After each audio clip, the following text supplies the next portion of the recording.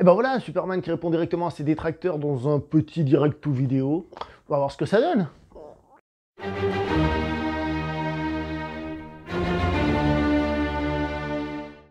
Bonjour à vous cinéphiles, Superman contre l'élite ou Superman versus the Elite en version originale est donc le 12e film de cet univers en direct ou vidéo qu'a fait DC, version animée, etc. Il est réalisé par un certain Michael Chang, donc ça change de l'autre, je crois que c'est Sam Liu, si je dis pas de bêtises, qui réalisait la plupart des films plus récents qui sont très critiqués. Ce film fait encore partie de cette période où les gens disaient que cette version animée était même supérieure à la version cinéma, etc. Il y avait plein de qualités. On est, on va dire, dans l'âge d'or à ce niveau-là. Donc je suis assez curieux parce que bien que je crois en avoir vu un ou deux, j'ai pas vraiment exploré cette période-là, donc je suis très content.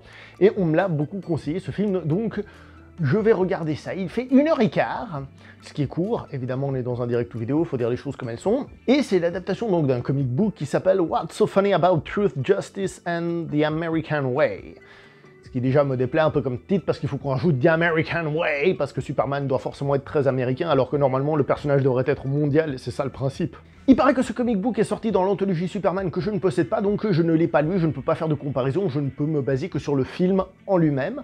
J'ai essayé de faire des petites recherches pour savoir s'il y avait des trucs en plus, des trucs en moins, et c'est marrant parce que j'ai trouvé des sources dans lesquelles on me dit « Dans le film, il y a des trucs en plus, c'est bien », et dans l'autre, on me dit « Dans le film, il y a des trucs en moins ». Mais on m'a pas dit une source où on disait il y a ça en plus et il y a ça en moins. Donc je vais essayer de réunir les deux sources. Donc il paraît qu'en effet il y a des choses en plus comme par exemple le passé du méchant principal qui paraît-il n'est pas évoqué dans le film. On reviendra sur le passé parce qu'il n'est pas oufissime. Et il y a des choses en moins comme par exemple le personnage de Lex Luthor et on imagine en effet que Lex Luthor aurait profité un petit peu de la situation. En tout cas il aurait été dans le coin, c'est sûr. Cela paraît-il est enlevé, je ne l'ai pas lu, je ne peux pas vous le dire. Voilà, s'il y en a qui l'ont lu, je compte sur vous dans les commentaires, s'il vous plaît, merci. Alors un petit mot sur l'animation. Alors évidemment ce n'est pas du Pixar, de là à dire que l'animation d'époque était bien meilleure que ce qui se fait actuellement, j'irai peut-être pas jusque là, mais oui, j'ai quand même l'impression que c'était plus soigné. En regardant ce film, t'as quand même l'impression de regarder un produit plus ou moins de qualité pour un direct ou vidéo, c'est-à-dire que tu vois en effet que c'est plus qualitatif, on va dire, qu'un épisode de série télé, qui a un truc en plus, qui a une ambition en plus d'argent, etc. Sans être évidemment folichon, mais je trouve en effet que c'est pas mal. Alors comparé, j'aurais de la peine, comme j'ai dit, ça me paraît un petit peu mieux, mais en tout cas, le résultat est de qualité, donc tant mieux. Je pense au combat contre le crâne atomique, qui est plutôt bien animé, franchement, il faut dire les choses comme elles sont, les effets on va dire, les vagues d'énergie et tout ça sont très bien faites, donc on va pas se plaindre. Petit truc qui peut être intéressant, mais c'est assez vite fait, Superman, on le sait, il y a eu plusieurs étapes, et pour ceux qui se demandent où on en est avec la relation avec Lois Lane, donc Lois Lane sait qu'il est Superman, je sais pas si elle est mariée avec lui à ce moment-là, mais en tout cas ils vivent ensemble, donc on peut imaginer qu'ils sont mariés, donc on est vraiment dans cette étape-là, et puis voilà. Donc, maintenant on va venir au cœur du sujet. Ce film, de quoi il parle? Eh bien en fait, il nous parle d'un Superman, qui est le Superman habituel, avec ses valeurs habituelles, mais qui, peu à peu, se fait dépasser par l'arrivée de nouveaux super-héros qui, eux, sont un petit peu plus rentre-dedans, qui n'hésitent pas à tuer les méchants. Ce qui est intéressant, c'est que c'est une réflexion qui est certes intéressante dans le monde de Superman, mais qui évidemment fait aussi référence à notre monde par rapport aux personnages, voire carrément par rapport aux enseignants, voilà, qui existent sur Terre. Je sais pas vous, moi étant plus jeune, je suis passé pas très loin d'un attentat, hein, je l'ai échappé belle, d'accord. J'ai pas eu de personnes proches qui ont été tuées dans un attentat, mais voilà, je pense qu'on a tous eu une fois un bon coup de haine quand il y a eu un attentat terroriste et on avait juste un peu envie qu'ils les trucident et pas qu'il y ait de débat, ni de justice, ni quoi que ce soit. Donc c'est très humain comme ressenti, et Superman, forcément, étant un personnage de fiction en plus, on peut peut-être trouver ça un petit peu gnangnan, mais c'est intéressant parce que c'est un personnage qui est porteur d'espoir, et à quel point est-ce que cet espoir vaut la peine d'être maintenu ou pas, c'est de ça que parle donc ce film d'animation, puisque évidemment dans le monde de Superman, Superman existe, et il arrête les criminels qui s'échappent encore et encore. Moi je pense toujours à Batman et au Joker, quand je lis un comic book je me dis, ça y est, le Joker il a encore tué 3 personnes. Mais c'est quand qu'ils vont l'arrêter? Ça fait 80 ans qu'il n'arrête pas de tuer des gens. Je veux dire, la population à Gotham, elle a fait oui. Donc une histoire qui se passe dans le monde du comic book, mais qui fait aussi référence à la nôtre. D'ailleurs, à un moment donné, le grand méchant, il dit à Superman, tu étais le premier, tu étais le meilleur, mais maintenant tu es dépassé. Là, on est clairement sur les deux tableaux, et c'est ça qui est cool, c'est ça qui est intéressant. Ce qui est intéressant dans ce film, c'est que cette critique, cette vision du monde, cette confrontation passe aussi par des dialogues qui sont assez bien foutus. Il y a certaines répliques qui sont bien faites, comme par exemple, au bout d'un moment, il y a Superman qui dit au personnage « Vous ne pouvez pas tuer des gens et vous faire passer pour des super-héros », et les méchants lui répondent « Pourquoi pas l'État, donc l'État américain, hein, le fait tout le temps, hein, alors pourquoi est-ce qu'on serait différent ?» Par exemple, je trouve ça pas mal. Évidemment, comme les méchants imposent leur vision de la justice, et donc leur vision de la vérité, qui veut dire que tous ceux qui ne sont pas en accord avec leur vision de la vérité sont forcément en tort, On peut dire que ces personnages instaurent une dictature mondiale à un moment donné, et c'est là que c'est intéressant, c'est-à-dire à quel moment on est à la limite entre je fais respecter la justice, même justement en écoutant justement nos sentiments profonds, comme j'ai dit tout à l'heure, ou alors est-ce qu'on dépasse et on devient quelque chose de trop et quelque chose de négatif, quand ça va trop loin, tout simplement. Au bout d'un moment, il y a un des personnages qui dit à un autre, il lui dit ouais mais pour le moment, vous les aimez, mais jusqu'au moment où ils vont s'attaquer à vous. Et le gars, évidemment, on est dans un truc américain, il fait « Non, mais moi, je suis américain, je suis du côté des gentils. » Question de point de vue, on est bien d'accord. D'ailleurs, une chose intéressante avec ce personnage qui accuse l'autre, c'est que c'est quelqu'un qui est aux Nations Unies, et donc lui et son fils représentent vraiment, je dirais, le spectateur, c'est-à-dire celui qui a un certain amour pour Superman, une certaine admiration. Je pense que si on regarde un film sur Superman, c'est quand même qu'on a un petit peu de plaisir avec le personnage, mais comme j'ai dit, on a quand même ce petit sentiment profond, comme moi quand je disais, je vous ai dit du Batman parce que c'est le dernier que j'ai eu en tête, ce truc au bout d'un moment, tu te dis, écoute, c'est bien d'être super gentil, mais bon, au bout d'un moment, il faudrait quand même qu'ils arrêtent de faire de la casse, quoi. Et donc on a ce personnage qui est fan de Superman, mais qui en même temps lui dit, écoutez, peut-être qu'il faudrait d'autres méthodes.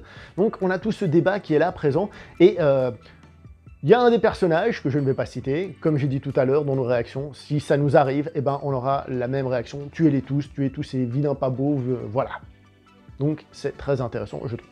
Et toute cette réflexion est plutôt bien amenée dans le sens où Superman n'est pas dans un monde où les gens doutent de lui, au contraire, tout le monde admire Superman dans le film, parce que c'est justement un personnage qui sauve des vies. Donc tout le monde l'admire, mais quand il y a les nouveaux qui arrivent, eh ben, ça commence à dériver. Ce que je veux dire par là, c'est qu'il n'y a pas une espèce de raccourci scénaristique où les gens n'aiment déjà plus Superman, où ils en ont ras-le-bol de lui, puis quand les autres ils arrivent. Non, non, c'est très bien construit, ça va par étapes, au niveau de la construction scénaristique, c'est bien fait. D'ailleurs, Superman et ses vilains pas beaux, au début, ils s'entendent plutôt pas mal, c'est-à-dire, malgré tout, c'est des nouveaux héros, ils ont des capacités, on peut sauver des gens, donc il y a un truc qui fonctionne, et à un moment donné, on voit que non, la philosophie commence à ne plus fonctionner entre eux, et là, ça devient la guerre. Autre donc grosse qualité de ce film, c'est que malgré tout le débat, on va dire profond, philosophique et tout ça, eh ben il y a des vrais combats à la Superman, donc à la Dragon Ball, on retrouve tout ça, donc on n'est pas perdu à ce niveau-là, ils y sont présents au niveau du spectacle et de l'action. Qui plus est, et ça c'est très bien fait aussi, Superman, le cheaté, le mec qui est trop fort, ça vaut pas la peine de raconter ses histoires, et ben dans ce film, on a peur pour Superman parce qu'on se dit que les adversaires sont vraiment très puissants. Et à un moment donné, d'ailleurs, il y a le personnage de Lois Lane qui le dit, je suis pas sûr que tu sois assez fort. Et nous, en tant que spectateurs, on se dit aussi, c'est vrai que Superman, là, je suis pas certain qu'il y arrive, en fait. Hein. Et ça, c'est très bien fait, ce qui fait qu'on n'a pas juste l'aspect philosophique, mais aussi, on va dire, l'aspect primaire, baston, rapport de force, tout ça qui est bien fait. Alors, est-ce que tout est parfait dans ce film? Non, comme je dis, c'est pas la meilleure animation du siècle, l'histoire est assez courte, mais comme je vous ai dit, elle est dense, elle est bien faite.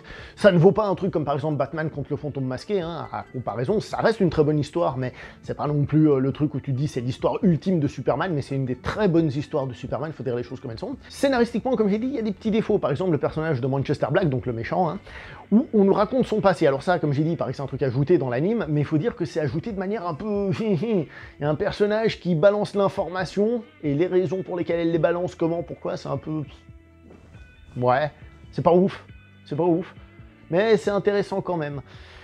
Donc un film qui, évidemment, donne la part belle à Superman, mais qui amène cette réflexion sur la vision de Superman par rapport à nous, simples spectateurs du monde, on va dire, donc habitants de notre planète, mais aussi lecteurs de comic book ou qui aimons les super-héros, donc cette question par rapport aux super-héros, par rapport au monde de Superman en lui-même aussi, donc ça, c'est très bien fait, faut dire les choses comme elles sont, je trouve que c'est une très bonne réflexion, et avec de la fight que demande le peuple. Donc encore une fois, plus que la vision, la réalisation technique, la qualité d'image et tout ça qui est secondaire, l'important c'est le scénario et l'essence du scénario, et que Superman bien utilisé, ça peut être un personnage très intéressant. Donc voilà, c'est pour ces raisons, donc c'est une critique poussiéreuse, donc en théorie je pourrais aller jusqu'à 10, mais je vais lui donner un 9 sur 10, en tenant compte que c'est un direct ou vidéo. On est bien d'accord que c'est pas Batman contre le fantôme masqué, on n'est pas à ce niveau-là de perfection, hélas, mais ça reste très bien. Je vais donc m'arrêter là pour cette vidéo, n'oubliez pas de liker, commenter, partager, on se voit prochainement pour une prochaine vidéo, jusqu'à là portez-vous bien, et ciao tout le monde.